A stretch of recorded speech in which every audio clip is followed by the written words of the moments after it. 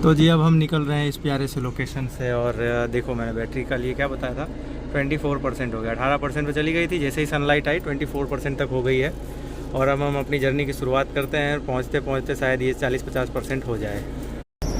तो जी हम तो निकल पड़े थे आगे अपने सफ़र पे, मगर जो भाई कल शाम को हमें मिले थे उनकी यहीं पे होटल है।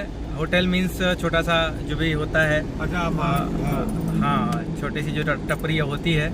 बोलते हैं राहुल भाई आप ऐसे चले जाएंगे तो नहीं मज़ा आएगा, आप वापस आइए। तो मैं वापस जा रहा हूँ। बोले आधे किलोमीटर दूर से कट है, वहाँ से यू टर्न मारिए। तो मैं अभी वही करने वाला हूँ। और मैं वहाँ से उनकी दुकान से क्या व्यू आता है वो मैं दिखाता हूँ आपको। तो ये है समुंदर। हाँ वो गाड़ी देखी होगी उन्होंने कि मैं निकल पड़ा हूँ। तो जी देख लीजिए, ये है हाईवे, कोस्टल हाईवे इसको बोलते हैं, क्योंकि समुद्र बाजू में से ही निकलता है। और मैं इसी रास्ते की बार बार बात कर रहा था परसों या कल, और शाम तक हमें यही रास्ते पे कैंपिंग करने का मौका मिल गया। देखिए, और यहीं कहीं पे वो भाई साहब की दुकान भी है, ये जो दिख रही है सामने टपरियाँ यहाँ पे। और उन्होंने हमें वापस इनवाइट किया है, वापस बुलाया है, तो अब जा रहे हैं उनके वहीं पे हम। अच्छा हम निकल रहे थे मगर भाई साहब का प्यार ऐसा है कि उन्होंने ज़बरदस्ती की तो फिर हमें उनका दिल नहीं तोड़ा है, हम वापस चले आए यहाँ पे। और ये देखिए लोकेशन, ये है देखिए सोमनाथ और कृष्णा, यही है शायद उनका, धीरू भाई की दुकान। और उनका फ़ोन आ गया। हाँ जी हाँ जी, आज अभी और आगे ना, ठीक है आ गए। ये जो टपरी है, जो गुम्बद जैसा,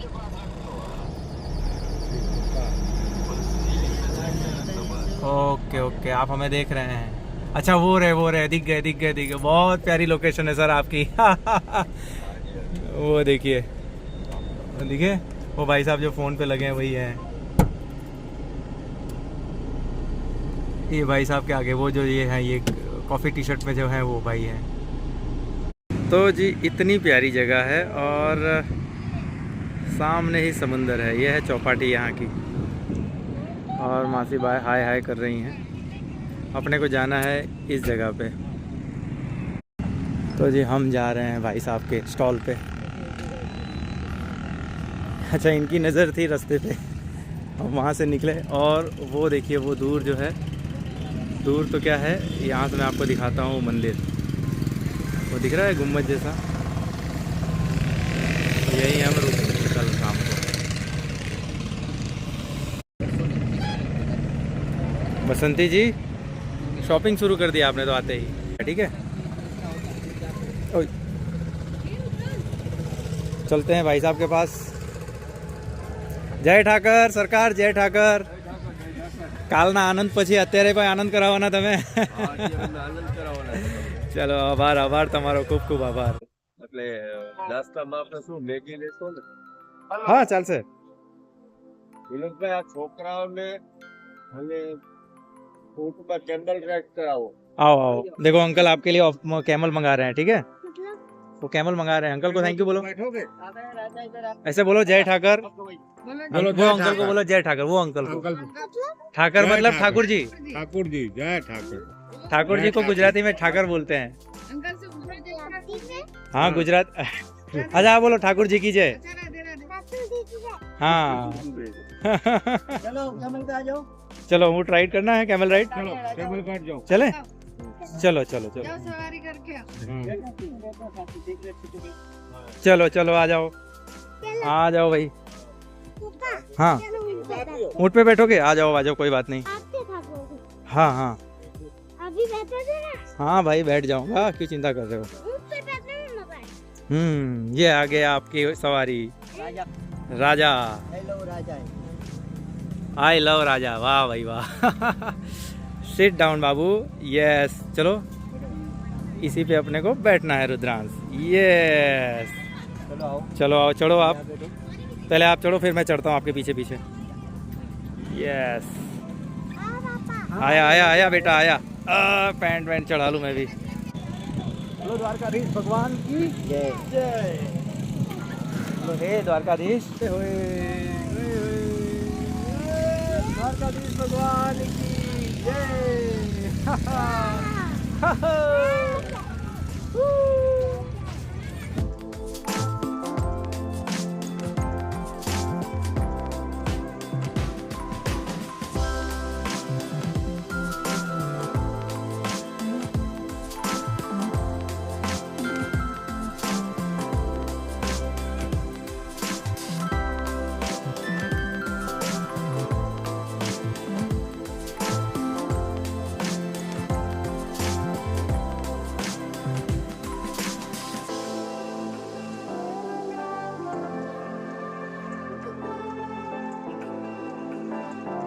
सो मच भाई, आपने बहुत अच्छी राइड कराई है हमको। क्या नाम भाई साहब आपका? विनोद भाई नाम है। तो जी अगर आप भी इधर कहीं घूमने आए तो विनोद जी से जरूर कैमल राइड लेना, बहुत प्यारी कैमल राइड करते हैं, साथ के साथ बहुत अच्छी फोटोग्राफी भी करते हैं आप। Thank you so much sir. ये रहा इनका कैमल, राजा नाम है इसका, आई लव राजा वो लिखा है वहाँ पे। रुद्रांश आपको राइड कैसी लगी बाबू? ये ऐसे करो, ऐसे थंब दिखाया करो, ऐसे मत किया करो, ऐसे करो। चलो आ जाओ। तो जी ये है मैगी। अच्छा ये भी है क्या? कितना प्यार करेंगे सर, यहाँ से जाने देने की इच्छा नहीं है क्या हमारे? यहाँ तो हम जिंदगी भर रुक जाए ऐसा इच्छा हो रही है। ये काठियावाड़ है। हाँ सही कह रहे हैं आप।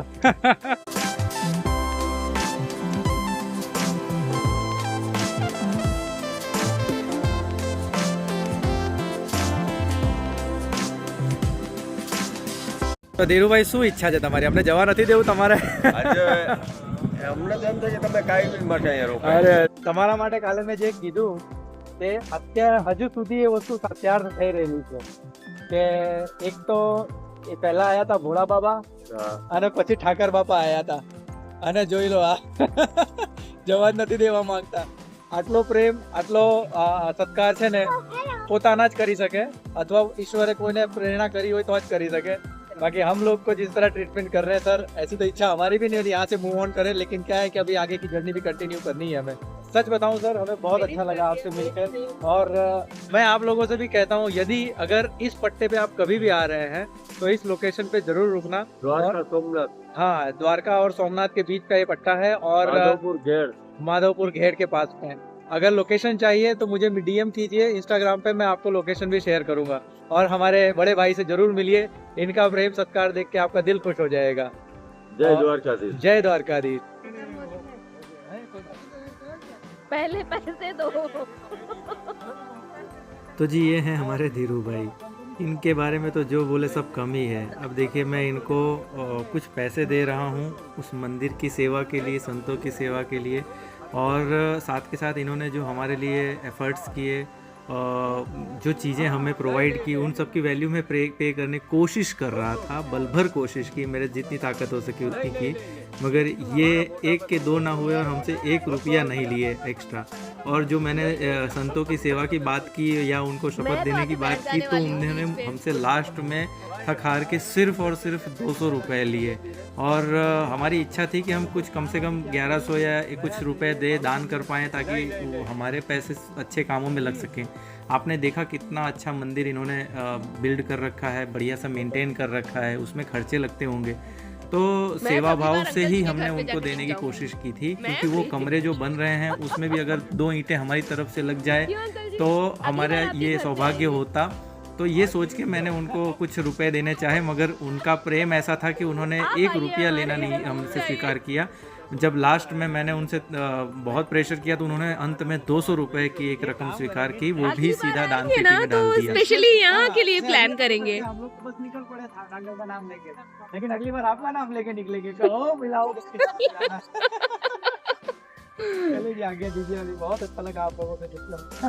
જય દ્વારકાધીશ. चलो જય मित्र, थैंक यू सो मच।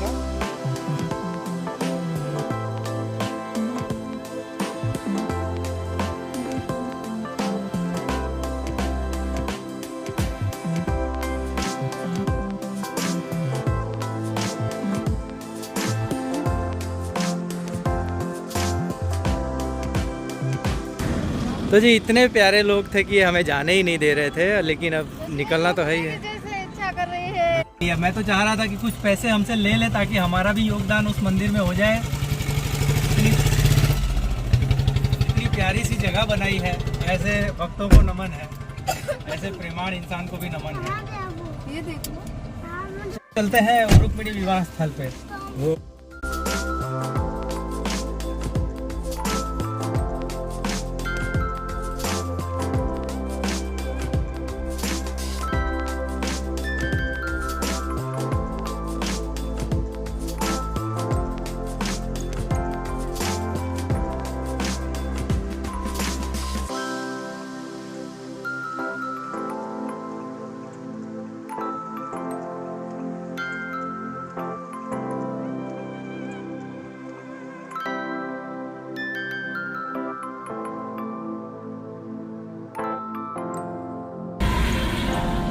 जय ठाकर, जय ठाकर। જમીન વયા જાય જો. અરે નહીં નહીં આતાથી જમીન આયા। હા હું ત્યાંથી નીકળ્યો તો એ તમારું આ પડ્યું હતું વાહન આ બધા મારા ઘરના છે છોકરા અચ્છા, અચ્છા, અચ્છા. આવ્યા હતા તે રૂક્ષ્મણીજી ની હવેલી છે અહીંયા આ અહીંયા શું છે અહીંયા? એ ત્યાંથી અંદર ગેટ ની અંદર થી વયા જાય ને તો હવેલી છે રૂક્ષ્મણીજી ની ત્યાંથી જવાનું પછી એના લગ્ન થયા હતા ભગવાન ના એ ચોરી માં રહ્યા અને એ ભગવાન ફેરા ફેર્યા હતા ને એ બધું એ વન માં હે પહેલા અહીંયા જોઈ લઈએ પછી પેલા વાંસ ગયા હોત ને તો મજા આવત અહીં ખુલી જાય અત્યારે આ બંધ થઈ જાય बंद થઈ જાય અત્યારે કે બંધ? 12:30 વાગે બંધ થાય। ये वही भाई है जो सबसे पहले मिले थे हमको। हाँ महादेव स्वरूप।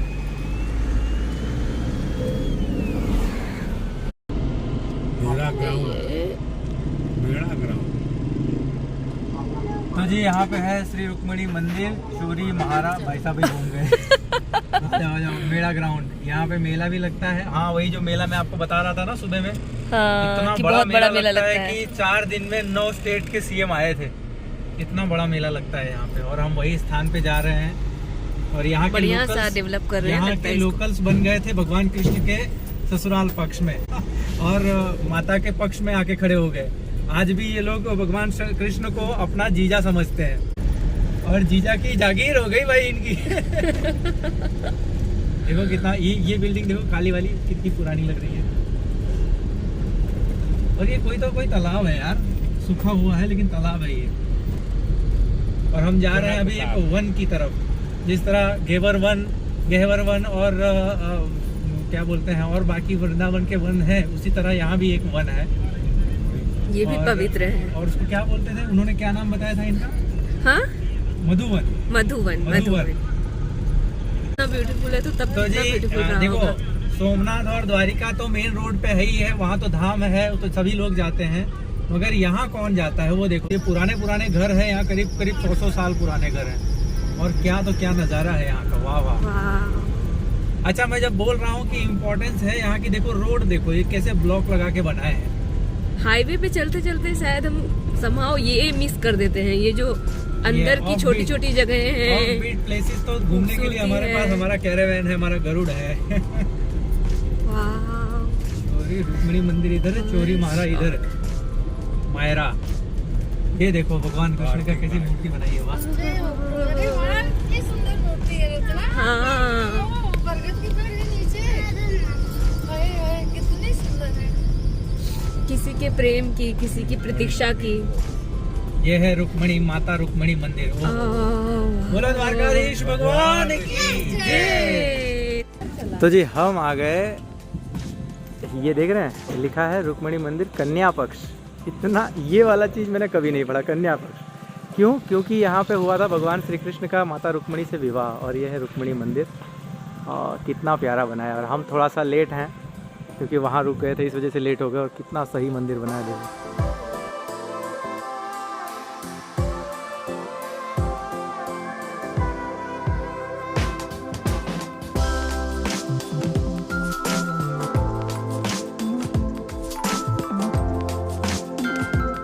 मंदिर का समय कुछ इस तरह से है, 6:45 से 12:30 और 3 से 9:30। ठीक है जी, अब तो 12:30 तो बज गया है, 1 बज गया है, इसलिए तो खुलेगा नहीं। ये खुलेगा शाम को 3 बजे। और चलते हैं इनसे बात करते हैं। हाँ અહીંયા માધવરાય મંદિર એટલે કે માધવરાય મંદિર ગામમાં છે. हाँ આ રૂક્ષ્મણી મંદિર કન્યા પક્ષ. हाँ અહીંયા ભગવાનની કંકોત્રી લખાય પત્રિકા. हाँ हाँ અને જે ભગવાન જે ફેરા ફરે ને हाँ એ આગળ છે મનુષ્ય અવતારમાં ફેરા ફરે ને એ વર્ષમાં 2 વાર ખુલે. अच्छा. કારતક સુદ બારસ, ચૈત્ર સુદ બારસ. तो जी कन्या पक्ष तो यहाँ से निकला था और यहाँ गाड़ी हमने अपने गरुड़ को पार्क कर दिया है और सीधा यहाँ से निकलते हैं वॉकिंग करते करते. मंदिर तो अभी बंद है, अब नज़ारे देखते हैं जहाँ भागते भागते आए थे. हम यहाँ देखते हैं कदम कुंड यहीं पे है. साथ के साथ यहाँ ये जो पुरानी बिल्डिंग दिख रही है ये महाप्रभु जी की बैठक थी यहाँ. ऐसे आश्रम कई जगहों पे बने हैं. और चलिए मैं ले चलता हूँ आपको कुंड की तरफ. ओह हो सामने से मंदिर देखिए कितना प्यारा है. तो जी ये है दर्शन करने का कुंड. देखिए यहाँ पे देखो यहाँ भी कुछ है और ये है नीचे कुंड.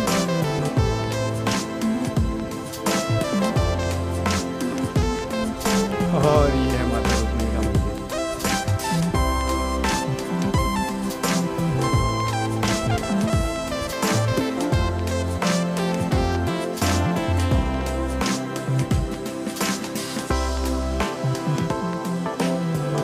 चलो चलो चलो चलो.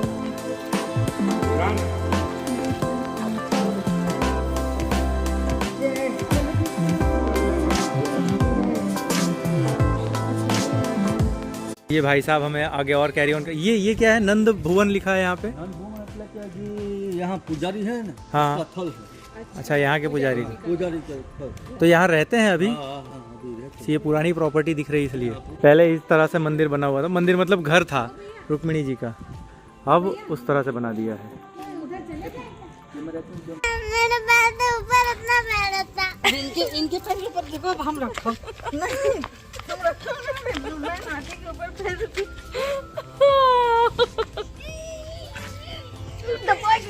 मैं तो बस फोटो खींच रही थी.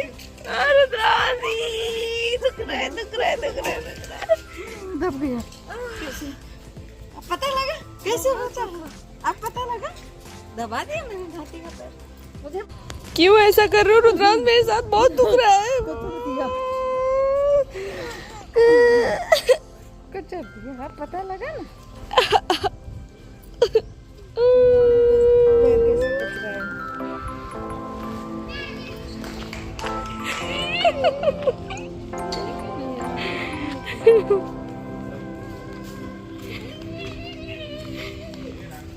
तो 5000 साल पुराना ये भगवान के जन्म से.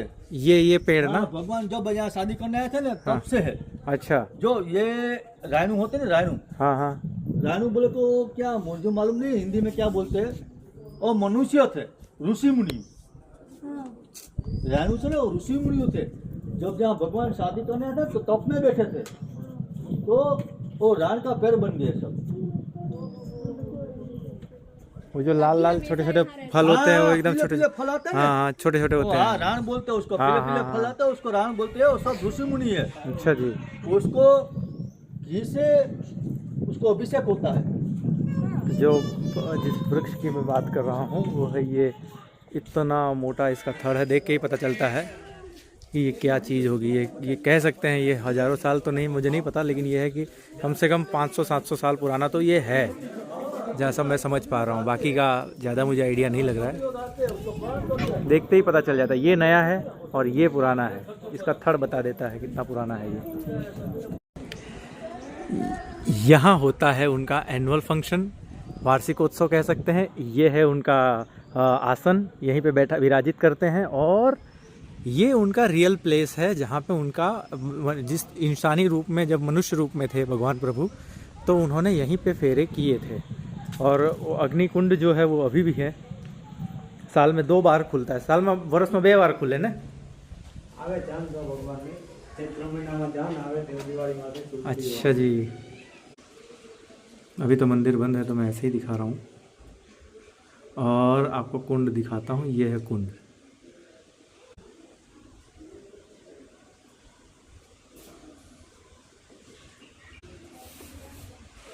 और ये कुछ पट है जो बंद है.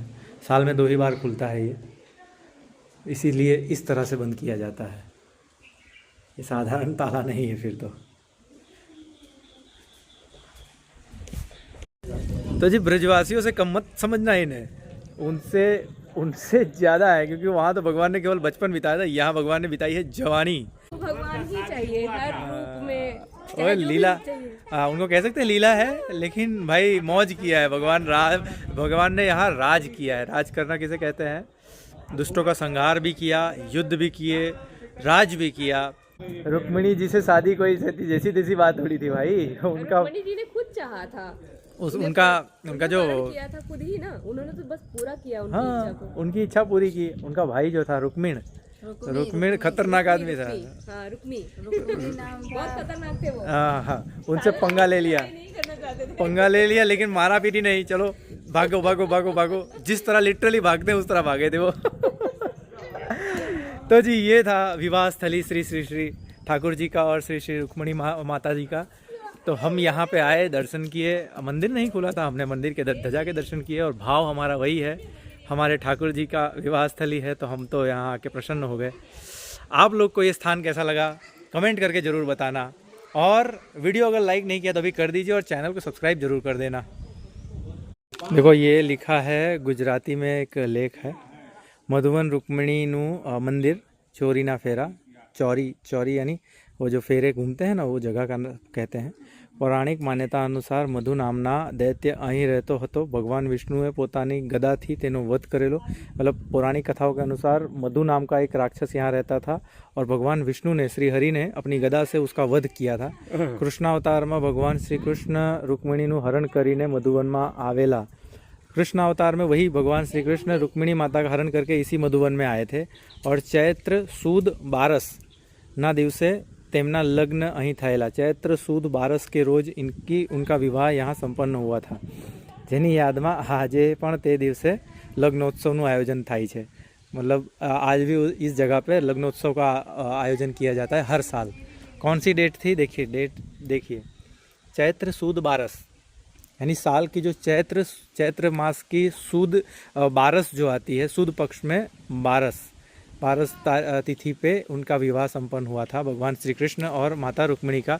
और हमारी माताएं और रुद्रांश की माता, और वो वहाँ रुद्रांश भाई साहब फेरा अभी नहीं लेना है, आ जाओ नीचे। इतना नखरे मत दिखाइए, आ जाओ।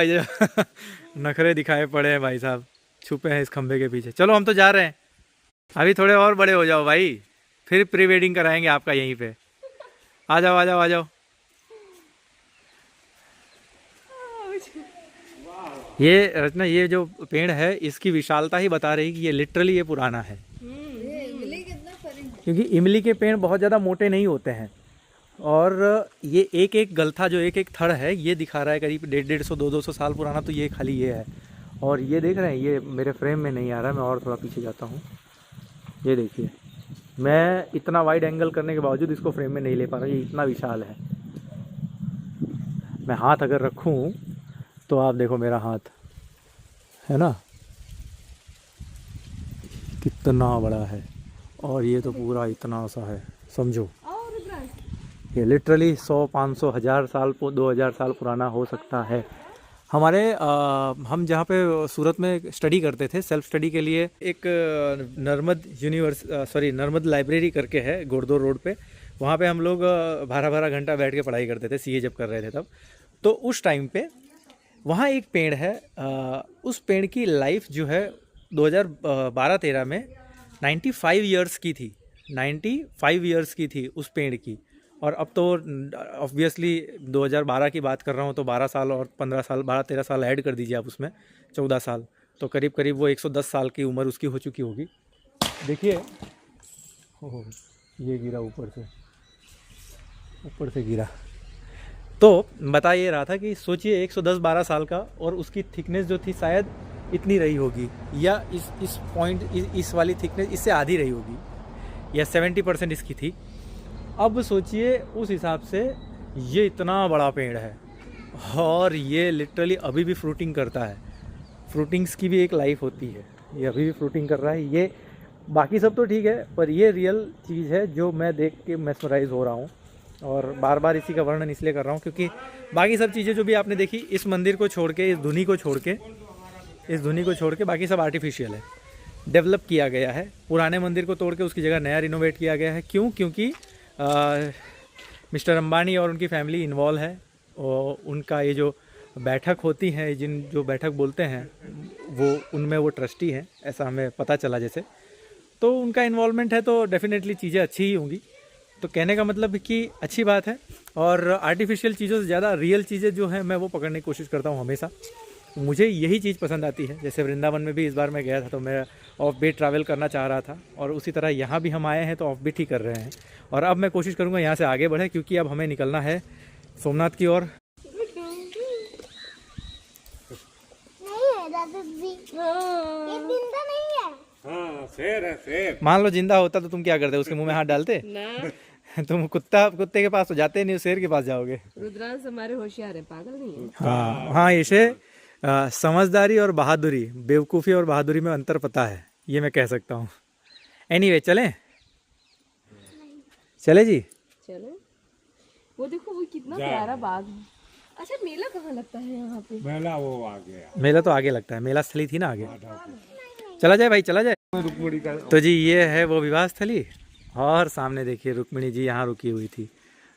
ऐसे थोड़ी था, उनका कायदे से विवाह हुआ है। तो जिस तरह गांव के ये गांव वाले लोग उनको अपना लिए थे कि भाई आज से ये हमारी बेटी हुई और हम कृष्ण जी का विवाह कर देते हैं।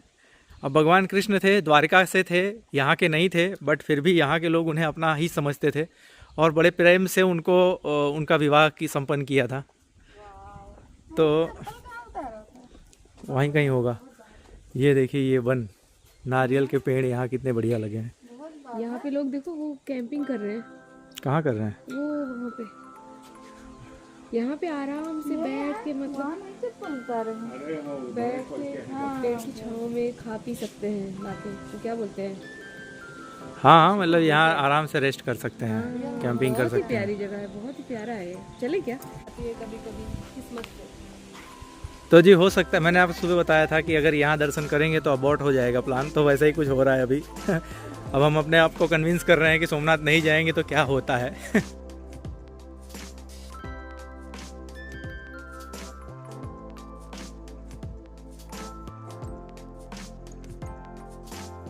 तो जी let me explain the complete story in nutshell. हुआ यूँ कि रुक्मिणी जी, माता रुक्मिणी जो थी वो नॉर्थ ईस्ट से थी और त्रिपुरा से, कह रहे हैं कि त्रिपुरा से थी, है ना। और त्रिपुरा यहाँ से अगर हम देखें नॉर्थ ईस्ट, अगर यहाँ देखें, ये है गुजरात का वेस्टर्न मोस्ट पॉइंट और वो है eastern most point of India, north east. ठीक है, नाम ही है नॉर्थ ईस्ट, उत्तरी पूर्व का हिस्सा। वहाँ से भगवान श्री कृष्ण माता रुक्मिणी को भगा के लाए हैं। क्यों? क्योंकि उनकी शादी तय हो गई थी, जरासंध या किसी से तो शादी तय हो गई थी उनकी, और उनकी इच्छा नहीं थी, उनकी इच्छा थी कि भगवान कृष्ण से उनकी शादी हो। तो उन्होंने पत्र लिखा भगवान श्री कृष्ण को, फर्स्ट लव लेटर। उसके बाद उन्होंने रिक्वेस्ट की कि भाई साहब अगर आपको अगर शादी करनी है तो ठीक है, नहीं तो फिर मैं शादी वादी नहीं करूँगी, आई विल। ठीक है जी। तो भगवान श्री कृष्ण बोले नहीं तो फिर हो जाए, एक बार दिखा दिया जाएगा हम भी हैं। भगवान जी पहुँच गए भाई साहब अपना रथ लेके। वहाँ से उन्होंने पूरी माया की, उनको वहाँ से चुराया, रथ पे बैठाया, भगे वहाँ से। 2, 3, 4, 5, 10 दिन जितने भी लगे हों। देखो फिल्मों में दिखा देना बहुत आसान है या अभी कहानी सुना देना बहुत आसान है, प्रैक्टिकली स्पीकिंग बहुत बड़ी बात है। वहाँ से यहाँ तक भागते हुए आना, और भागते हुए उसके बावजूद कि उनके पीछे उनके रथ लगे हैं, इनके दुश्मन के या अपने साले के कह सकते हैं, उनके रुक्मी जी के। तो वहाँ से भागते भागते भागते भागते वो आए इस स्पॉट पे। अभी यहाँ से भी द्वारका जाना है, द्वारका पहुँचे नहीं है यहीं पे। तो अब यहाँ पे क्या हुआ कि उनको पकड़ लिया गया कि अब पकड़ो भाई, युद्ध करो या तो भागो। तो इसी स्थान पे उन्होंने पहले युद्ध किया है। उसके बाद क्या हुआ कि अब युद्ध करके उनको परास्त कर दिया, उनको छिड़वा के भगा दिया, वापस कर दिया। जब उनको परास्त किया तो भगवान कृष्ण बोले अब इसके आगे कहाँ जाएं। तो रुक्मिणी जी बोली यहीं शादी करते हैं। तो यहीं शादी करने के लिए फिर वो यहाँ रुक गई। अब उनके घर से आए कौन? उनके घर वाले तो कोई है नहीं। तो उनके घर वाले कौन बने? फिर उनके घर वाले बने इसी गांव के लोग।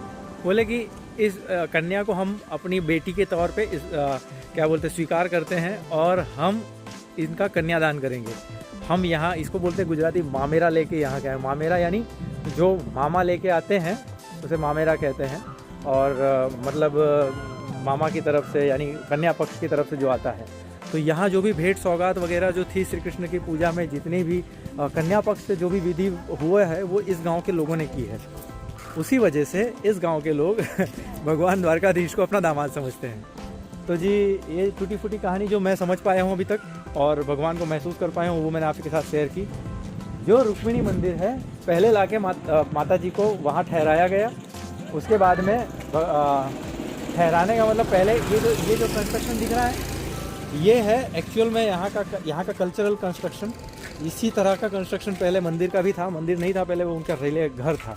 मंदिर तो हमारा भाव ऐसा है कि हमने उसको मंदिर बना दिया है, पर ये जो इस तरह की प्रॉपर्टी थी पहले इसी तरह से उन्होंने बनाया था और उसमें माता रुक्मिणी रही थी। अब तो वो इस तरह से कुछ दिखता है, देखो, है ना जी। तो उसमें रोक के शादी की व्यवस्था की पीछे, और फिर वहीं पे द्वारचार हुआ। द्वारचार के बाद फिर फेरा वगैरह की विधि हुई। तो कुछ इस तरह से इस स्थान पे, इस पवित्र स्थान पे भगवान श्री श्री श्री श्री द्वारकाधीश भगवान और माता श्री श्री रुक्मिणी की यहाँ विवाह हुआ।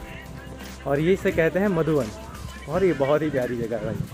हम इस जगह के वजह से सोमनाथ का प्लान ड्रॉप कर रहे हैं अभी।